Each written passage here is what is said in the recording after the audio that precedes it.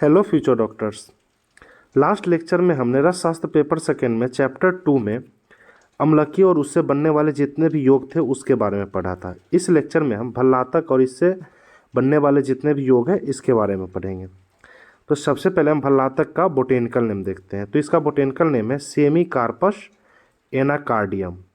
Family है इसकी Anacardiaceae. अगर इसको आपको डिटेल में पढ़ना होगा तो द्रव्य गुण पेपर सेकेंड का प्लेलिस्ट मैंने चैनल पे डाल रखा है, उसमें जाकर के आप भल्लातक को अच्छे से डिटेल में पढ़ सकते हैं। यह एक मध्यम आकार का पेड़ है जो पूरे देश में नम पर्णवपाती वन में पाया जाता है। मध्यम आकार का ये हमारा वृक्ष होता है और पूरे देश में ये नम पर्णपाती वन, पर्णपाती वन का मतलब होता है डेसिडुअस फॉरेस्ट। मॉइस्ट नाम का मतलब मॉइस्ट डेसिडुअस फॉरेस्ट में ये पाया जाता है। इसके पर्यायवाची की बात करें तो संस्कृत में इसको हम अरुष्कर बोल देते हैं और भल्लत बोल देते हैं। हिंदी में इसको हम विलावा बोलते हैं। गुण और क्रिया की बात करें तो रस इसका मधुर होता है, कटु होता है, तिक्त होता है और कषाय होता है।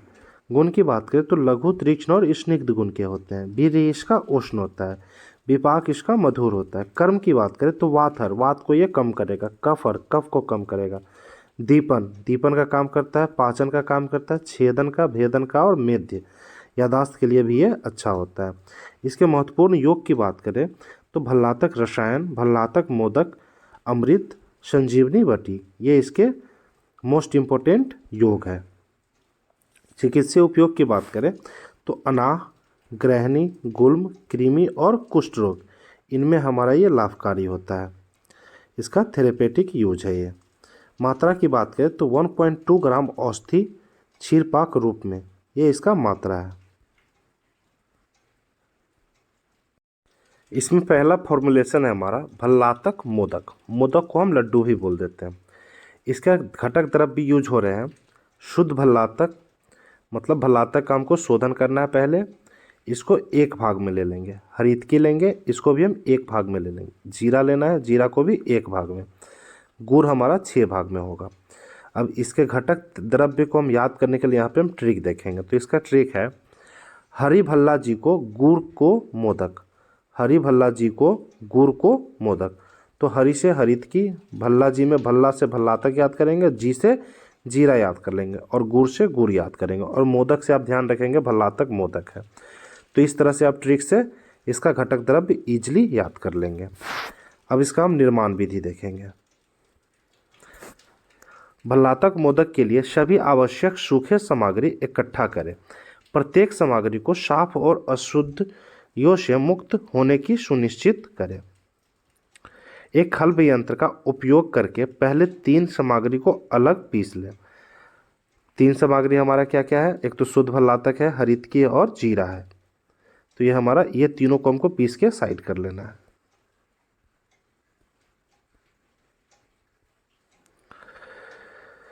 गुड़ और पानी ले, गुड़ पाक बनाएं 3 से 4 धागा की घनता तक। फिर सभी बारीक चूर्ण को मिलाएं।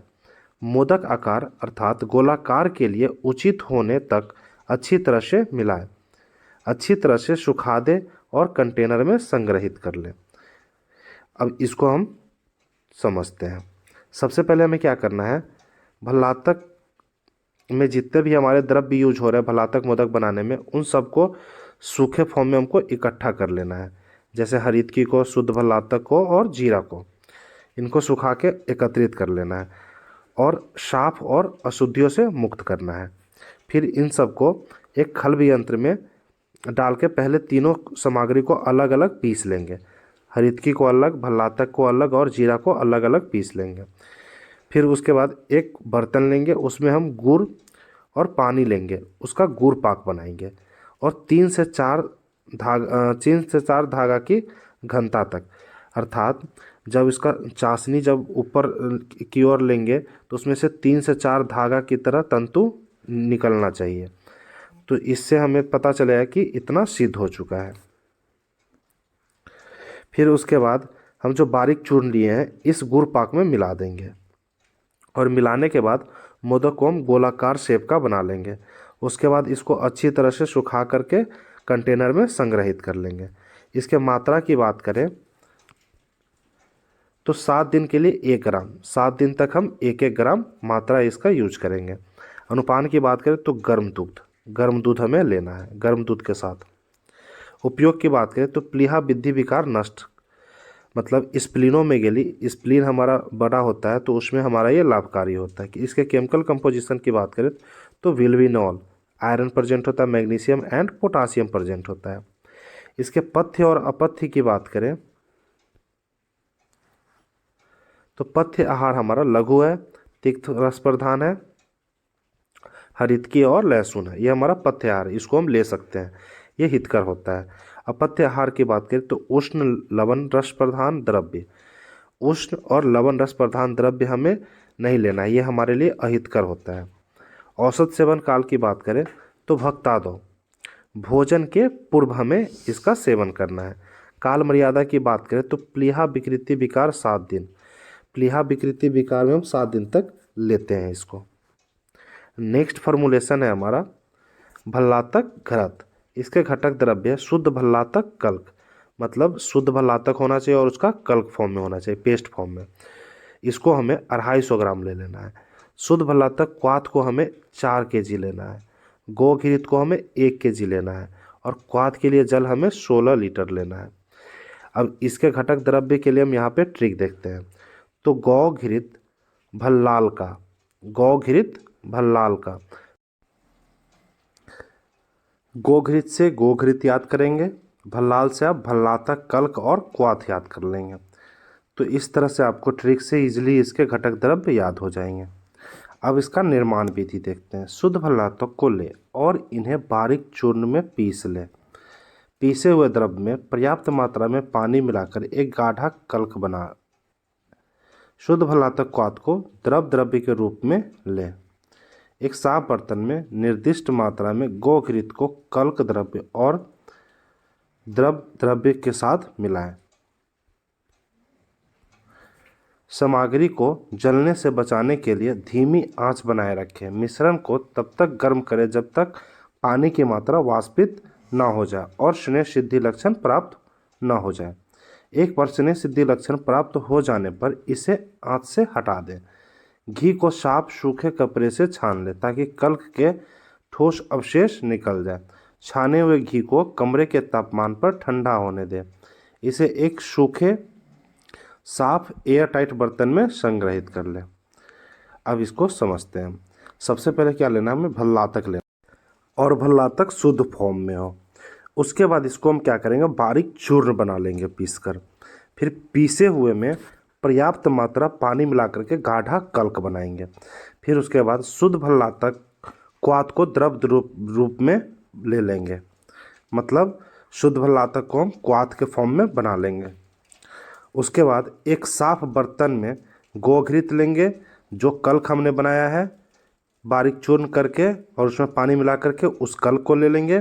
फिर जो हमने द्रव क्वाथ बनाया है उसको ले लेंगे। तो यहाँ पे 3 चीज़ को हम मिलाएंगे। मिला करके फिर उसके बाद हमें आंच देना है, मध्यम आंच पे इसको हम पकाएंगे। और ये ध्यान रखेंगे कि पकाते वक्त इसे हिलाते रहें ताकि इसके जो कल्क है ये हमारे नीचे पकड़े नहीं। फिर उसके बाद इसको हम तब तक पकाएंगे जब तक इसका नमी जो है, पानी जो है, ये हमारा वाष्पित ना हो जाए। फिर उसके बाद जब इसमें स्नेह सिद्धि लक्षण आने लग जाए तब इसे हम क्या करेंगे, आंच से हटा देंगे। फिर उसके बाद घी को साफ सूखे कपड़े से छान लेंगे ताकि कल्क और जो भी हमारा ठोस अवशेष है ये इससे निकल जाएगा। फिर उसके बाद छाने हुए घी को कमरे के तापमान पर ठंडा होने देंगे और जब ये अच्छी प्रकार से ठंडा हो जाए साफ सूखे एयर टाइट बर्तन में इसको हम फिर संग्रहित कर लेंगे। तो इस तरह से हमारा ये भल्लातक घृत निर्माण होता है। अब इसका हम मात्रा देखेंगे। इसका मात्रा है 3 से 6 ग्राम। अनुपान की बात करें तो चीनी और गर्म दूध, इसको हम चीनी और गर्म दूध के साथ ले लेंगे। उपयोग की बात करें तो कफज गुल में हम इसका उपयोग करते हैं। केमिकल कंपोजिशन की बात करें तो विल्वेनॉल, चिवलिनिक एसिड और ब्यूटरिक एसिड, ये इसके केमिकल कंपोजिशन है। पथ्य अपथ्य की बात करें तो पथ्य आहार है हमारा जो कि हितकर होता है, दूध, घृत, मांसरस, पुराना साली चावल, ये हमारा पथ्य है, इसे हम ले सकते हैं।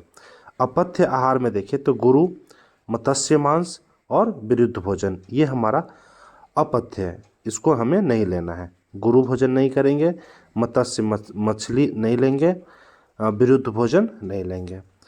अपथ्य विहार की बात करें तो वेग धारण, वेग का धारण हमें नहीं करना है। औषध सेवन काल, अवस्था अनुसार। नेक्स्ट फॉर्मुलेशन है हमारा भल्लातक अवलेह। इसके घटक द्रव्य है शुद्ध भल्लातक जो कि हमें अप्रॉक्स 3 kg लेना है, पानी जो कि हमें 12 लीटर लेना है, घृत जो भी 750 ग्राम लेना है, चीनी जो कि 750 ग्राम लेना है, गौदुग्ध हमें 12 लीटर लेना है। इसके घटक द्रव्य को याद करने के लिए यहाँ पे हम ट्रिक देखेंगे। भल्लाल ने गौ घृत में चीनी मिलाकर पानी की तरह पिया। भल्लाल ने गौ घृत में चीनी मिलाकर पानी की तरह पिया। तो भल्लाल से भल्लातक याद करेंगे, गौ घृत से आप गौ से तो गौ दुग्ध याद कर लेंगे, घृत से घृत याद कर लेंगे, चीनी से चीनी और पानी से पानी याद करेंगे।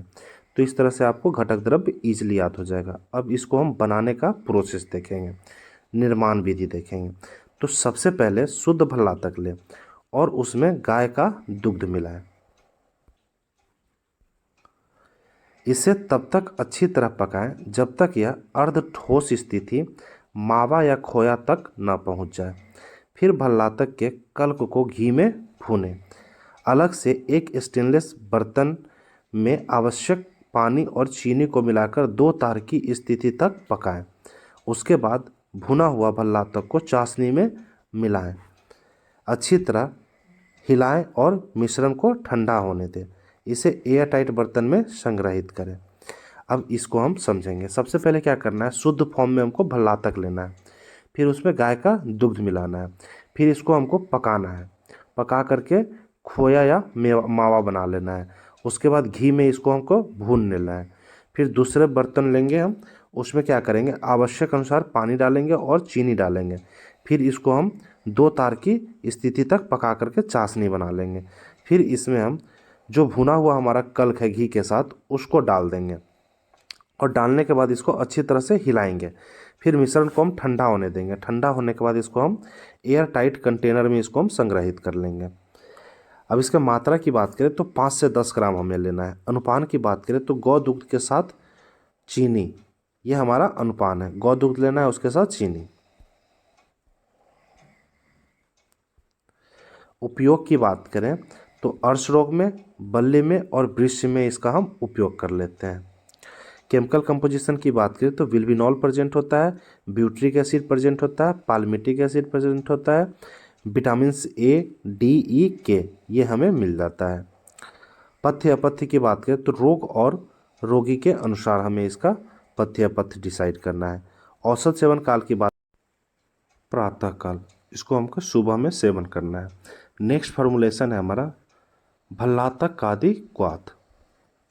इसके घटक द्रव्य की बात करें तो शुद्ध भल्लातक, गुरुचि, नागर, देवदारू, हरितकी, पुनर्नवा, बिल्व, अरनी, सोनापाठा, पाटला, गंभारी, सालपन्नी, कृष्णपन्नी, बृहति, कंटकारी, गोक्षुर और पानी लेना है। गोक्षुर तक हमें ये सारा 1 भाग में लेना है, पानी हमें 16 भाग लेना है और शेष हमें 1/4 तक रखना है।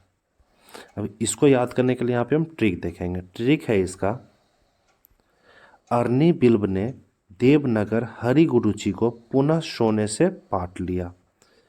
अरनी बिल्व ने देवनगर हरि गुरुचि को पुनः सोने से पाट लिया। तो अरनी से अरनी याद करेंगे, बिल्व से बिल्व याद करेंगे, देव से देवदारू, नागर से नागर, हरि से हरितकी, गुरुचि से गुरुचि, पुनः से पुनर्नवा, सोने से सोना पाठा और पाठ से पाटला, और फिर ये हमारा लघु पंचमूल याद कर लेंगे। तो इस तरह से आपको ये घटक द्रव्य इजीली याद हो जाएगा और शुद्ध भल्लातों को आप नाम से याद रख लेंगे। अब इसका हम प्रोसेस निर्माण विधि देखेंगे कैसे ये तैयार होता है। तो सर्वप्रथम भल्लातक आदि क्वाथ बनाने के लिए आवश्यक सभी जड़ी बूटी और सामग्री को एकत्र करें। यह सुनिश्चित करें कि प्रत्येक सामग्री सूखी और भली भांति साफ हो। प्रत्येक सामग्री को अलग अलग पीसकर मोटा चूर्ण तैयार करें। सभी मोटे चूर्ण को एक साफ और सूखे बर्तन में अच्छी तरह से मिला लें। अब इस मिश्रित चूर्ण में उसकी मात्रा का 16 गुना पानी मिलाएं। इस मिश्रण को रात भर पानी में भिगोकर रखें। अगली सुबह इस मिश्रण को मंद आंच पर गर्म करना शुरू करें। तब तक गर्म करते रहें जब तक कि द्रव अपनी मूल मात्रा का 1/4 न रह जाए। जब द्रव की मात्रा कम हो जाए तो मिश्रण को एक साफ कपड़े से छान लें ताकि सभी ठोस अवशेष निकल जाए। छाने हुए द्रव को एक साफ बर्तन में इकट्ठा करें। यह छाना हुआ द्रव्य ही भल्लातक आदि क्वाथ कहलाता है। अब हम इसका निर्माण विधि समझते हैं। सबसे पहले हमको भल्लातक आदि क्वाथ बनाने के लिए आवश्यक जड़ी बूटी को एकत्रित करना है। फिर उसको सुखाना है, सुखा करके अच्छी तरह से साफ करके रख लेना है। उसके बाद प्रत्येक जड़ी बूटी को अलग अलग पीसेंगे हम। पीस करके मोटा चूर्ण तैयार करेंगे। फिर सभी मोटे चूर्ण को साफ और सूखे बर्तन में अच्छी तरह से मिला लेंगे। उसके बाद मिश्रित चूर्ण को हम क्या करेंगे, 16 गुना पानी में मिला करके रात भर के लिए इसको हम भिगोकर छोड़ देंगे। फिर सुबह में इसको हम अच्छी प्रकार से मिला करके मंद आंच पे गर्म करेंगे।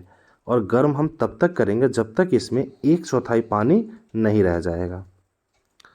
जब 1/4 पानी इसमें बचेगा तब इसको हम क्या करेंगे, आंच से उतार करके इसको हम कपड़े से छान लेंगे ताकि जो भी ठोस अवशेष होगा इसमें वो निकल जाएगा। फिर उसके बाद इसको ठंडा होने देंगे और ठंडा होने के बाद इसको हम एकत्रित कर लेंगे। यही हमारा भल्लातक आदि क्वाथ कहलाता है। इसके अनुपान की बात करें तो जल इसका अनुपान है।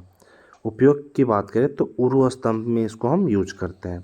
केमिकल कंपोजिशन की बात करें तो बिल्विनॉल, जिबरेलिक एसिड, जिंजीरोल और इसेंशियल ऑयल इसमें प्रेजेंट होता है। पथ्य और अपथ्य की बात करें तो पथ्य आहार हमारा दुग्ध है, घृत है, लघु, पुराना साली चावल, ये हमारा पथ्य होता है। लघु यहाँ पे मतलब हल्का भोजन करना है।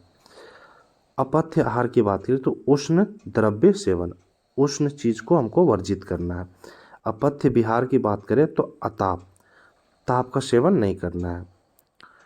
औसत सेवन काल की बात करें तो प्रातः काल, सुबह में इसको हमको लेना है। तो इस तरह से आपका ये भल्लातक कंप्लीट होता है।